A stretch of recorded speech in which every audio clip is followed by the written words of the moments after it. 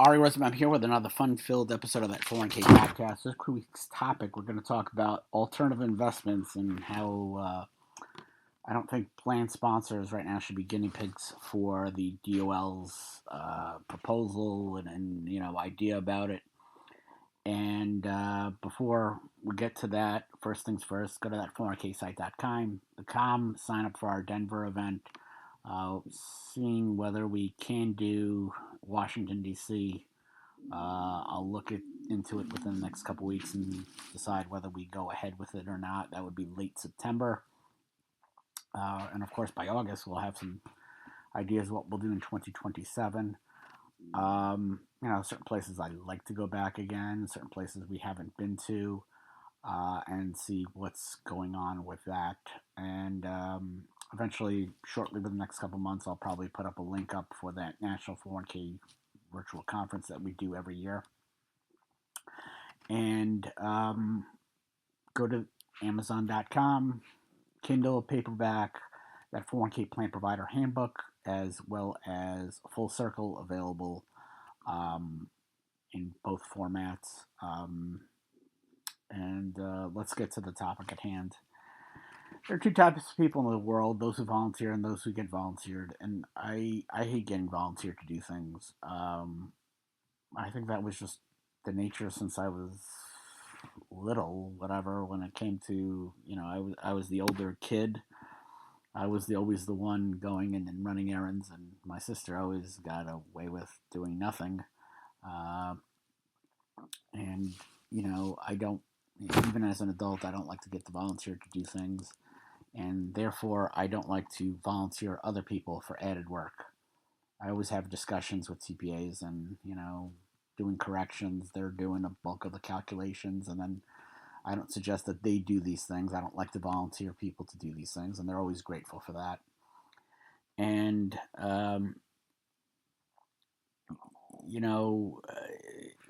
that the idea that I'm not going to volunteer people to do things that they're not supposed to do or have to do.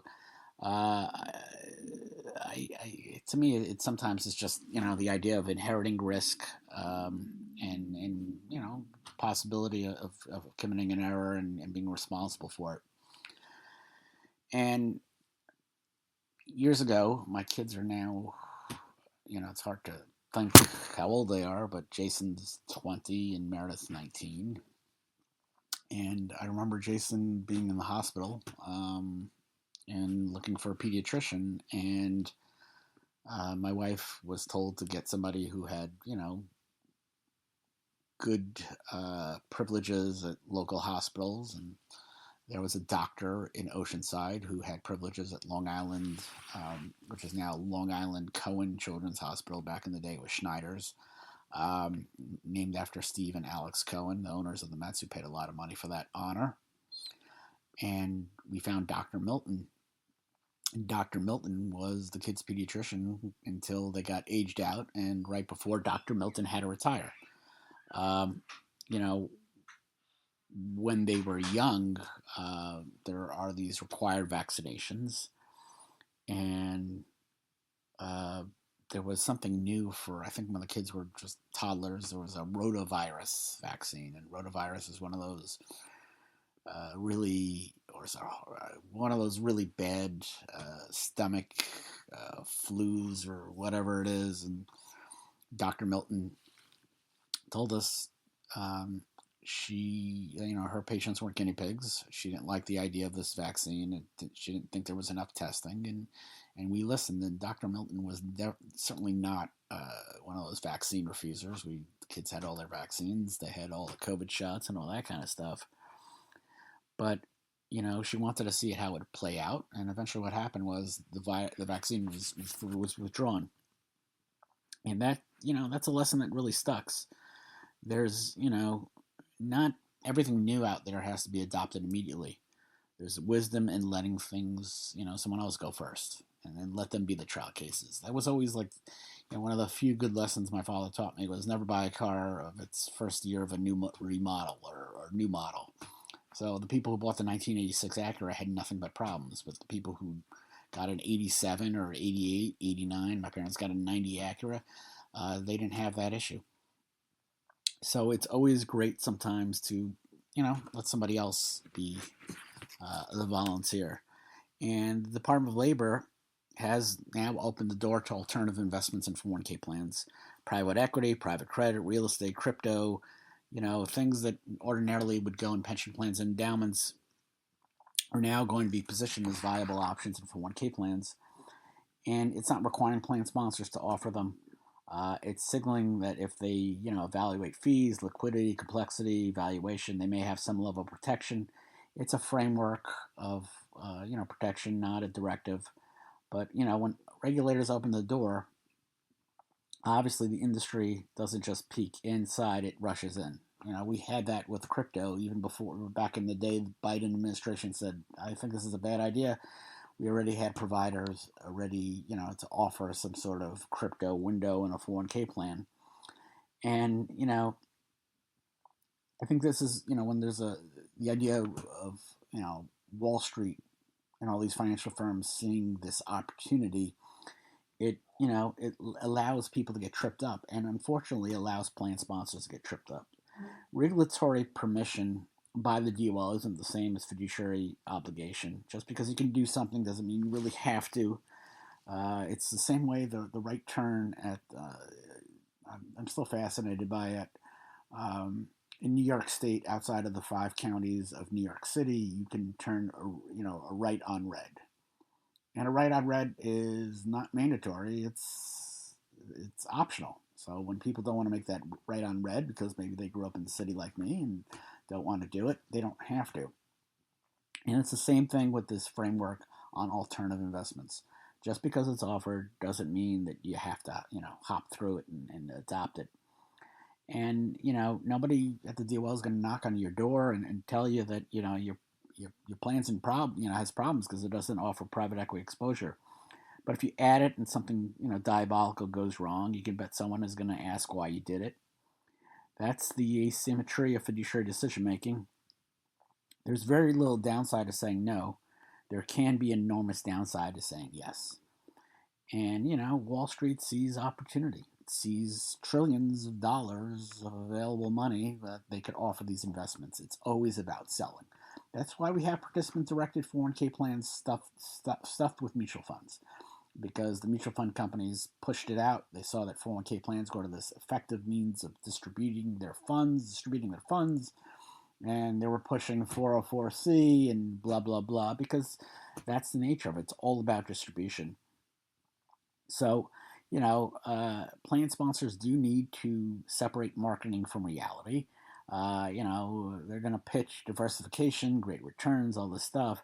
And the problem is that the fine print is probably going to involve higher fees, complexity that plan sponsors don't need, and operational challenges that don't, exist with traditional mutual funds.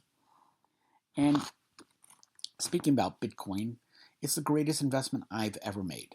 Even at 69,000, it was obviously a better investment. It was 125. I'm still buying.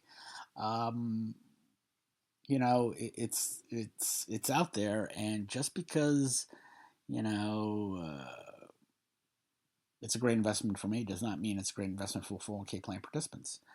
Um, you know, uh, a straight Bitcoin fund sitting on a participant lineup, it's a recipe for disaster. It's going to be a weapon of mass destruction. Because listen, I know how participants behave. Because I know how normal investors behave. They chase returns. They chase high flying returns. And, I'll never forget when Janus 20 was the biggest fund out there in 1998 or 1999, and everybody was chasing it. And they all want to load up on the fund. And by that time, those who get on when there's a huge run up on a fund are going to be the ones who get screwed at the end because it never lasts forever and it comes crashing down. And what participants do is they chase investments with high returns, get screwed, and then lock in their losses. That's just the nature of it. I'm a stubborn investor. Most participants aren't like that. They start seeing red numbers and they start want to selling off, and that's it. I understand my risk. I have my behavior, and it's just very different from participants who are just one sign of panic, they execute a trade. Complexity is not really 401k plan sponsors' friends. Alternative investments aren't really simple at all. Um, they are sorry, I get these spam calls here and there, and it just shows up on my computer. They're very hard to value. They're hard to explain and harder to monitor. Liquidity can be limited. Fee structures can be layered.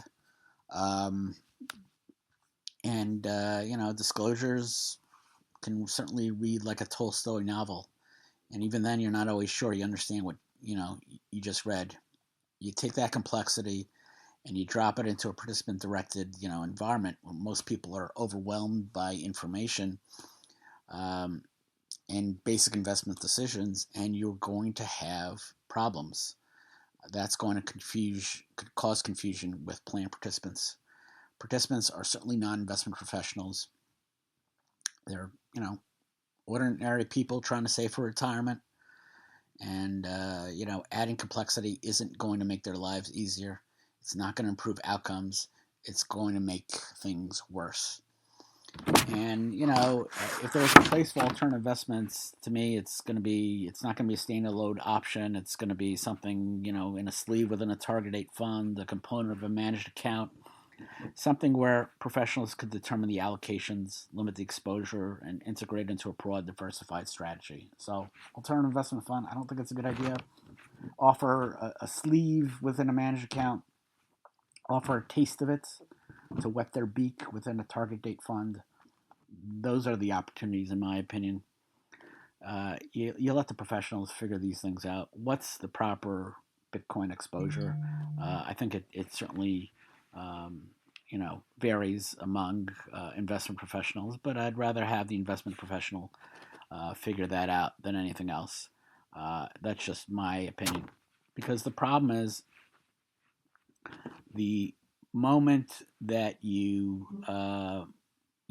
do something and you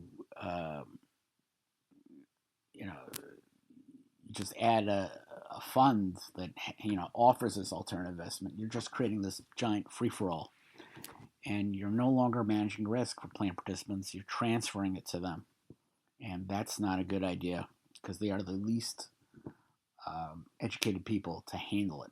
And that's not disparaging their intelligence; it's just disparaging their expertise because they are not investment experts. Due diligence, listen, it's not optional. It's always there. Fiduciary burden just doesn't go away. It increases. Evaluating alternative investments require a level of expertise that goes beyond traditional fund selection. Um, you know, and that's how I see it. Um, you need to understand how these assets are valued, how they behave in different market conditions, and how they interact with the rest of the portfolio. You need to ask hard questions. How are free structures? What are the liquidity constraints? How transparent is the investment? How will it be communicated to participants? And perhaps more importantly, how will you monitor it over time? It really isn't a set it, forget it, decision. It's an ongoing responsibility. And hindsight is undefeated. Um, Often, we judge whether decisions are prudent or not with the benefit of hindsight. What seemed reasonable at the time can look questionable tomorrow if outcomes don't align with expectations. If the private equity market crashes tomorrow and you invest in it today, well, people are going to say that was a really poor choice. That's life. You're always going to be second guessed. And the DOL can certainly provide their guidance, and they certainly offered it. They can offer some comfort, but they're never going to eliminate the risk of being second guessed. Courts don't care about how exciting investment sounded at the time. They care about whether the decision was prudent, reasonable, and in the best interest of participants. And that standard has never changed. Participant aren't test cases, and I go back to Dr. Milton. I'm not going to volunteer any of my plan sponsor clients to be a guinea pig. There's a difference between innovation and experimentation. And innovation certainly improves outcomes. Experimentation tests ideas. The 401k plan system is not the place to run experiments with people's life savings. If and when alternative investments become well understood, cost effective, and operationally seamless within DC plans, then it may make sense for me to recommend it to my plan sponsors. But, we're not there yet, not even close. Patience, is certainly a strategy. There's no penalty for waiting. That's how it is. I remember when I was a Verizon customer waiting for that first iPhone because I was an AT&T exclusive item, and I had, when I started my practice, a Palm Pre. Good phone, and it lasted about 5 minutes on the battery. That was a problem, and I waited. I didn't want to change providers. There is no fiduciary penalty for waiting. No one is going to cite a plan sponsor for failing to adopt private equity or crypto in 2026. But there there certainly could be consequences for adopting it too quickly without fully understanding all the risks. And sometimes the best decisions in life is to do nothing for a while. You watch, you learn from what others do, and you let the early adopters work through the challenges, like the people who bought that 1986 Acura Legend. They were the test cases, and I remember the car having issues. I think when they switched the Delta 88 to a front wheel drive car in 1986, there were issues as well. So, like I said, new model, new redesign of a model. Don't buy the car. You gotta, you know, this is one of the few situations where it's okay to be behind the curve. It's being prudent. Dr. Milton certainly understood that. She didn't need to be first. She needed to be right because of her patients. And Dr. Milton, like I think I've mentioned, has since retired. I think she's like 10 years older than me. Makes me feel old when somebody like that's retiring in their early 60s. But I think it's important when it comes to these investments to focus on what works. There are still plenty of proven ways to improve participant outcomes. Automatic enrollment, automatic escalation, well-constructed target date funds, managed accounts, clear communications. These are certainly not flashy, but they certainly work. Plan sponsors would be better served focusing on these fundamentals than chasing the latest trend. Because at the end of the day, retirement success isn't built on novelty, it's built on consistency and discipline. And again, I'm not going to volunteer anyone. The DOL has certainly opened the door, but I'm not pushing anyone through it. That's just not me. I don't like to volunteer anybody, like I said. I'm not volunteering plan sponsors to take on additional complexity and risk. They have enough headaches as it is. I'm certainly not going to ask my friends in the TPA world to deal with operational headaches that come with these investments. And I'm not going to handle participants of Bitcoin Fund, even though I love Bitcoin. Because in the end of the day, it's not going to end well with them. That's just the nature of it. Could alternatives have a role on the bookshelf of 401k plans? Absolutely. Will they eventually? Probably. But being early isn't the same as being right. And in this business, nobody remembers the first one in. They remember the ones who got it right. And that's the most important rule when it comes to fiduciary management of a 401k plan. It's more important to be right than anything else. I love being right. It's just the nature of me. But anyway, I hope you enjoyed this episode of that 401k podcast. We had the Chicago event. Hopefully that went well because I record before the episode drops. Denver's May 5th. Hopefully we do something in September. No promises made. That 401k National Virtual Conference will set a date eventually very, very soon. It's never too early to mention a new date and time for the event. And don't forget Kindle, paperback, Amazon.com, that 401k plan provider handbook, and Full Circle are available for purchase. Not writing a new book for a while, I think. I think I'm on a vacation when I've done 2 books in like seven months. That's just the nature of it. But tune in next week for another fun-filled episode of that 401k podcast. Take care. Bye.